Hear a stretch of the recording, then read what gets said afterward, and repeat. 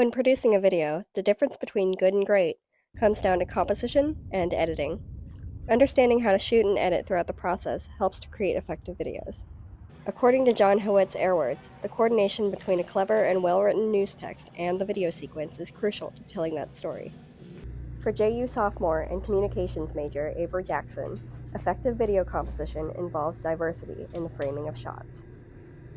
With video composition, it's really important to include a variety of shots. With video composition specifically, you can get all sorts of different angles, specifically rule of thirds, anti-view, and just different perspectives because it adds a lot of volume to the video as well as it's more intriguing to the audience.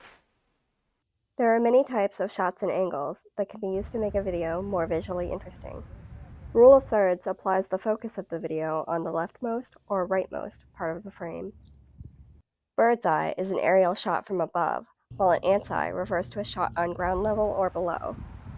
When writing for video stories, it is important to remember you are telling stories in both visuals and words.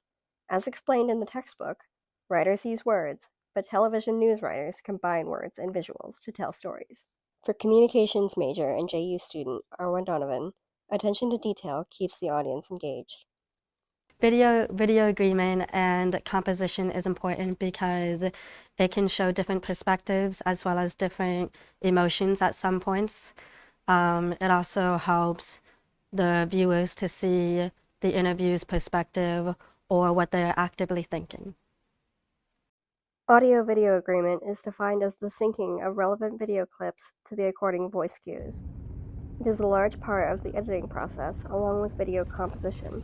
The advice I would give to students who are working on video composition and audio-video agreement are to plan ahead.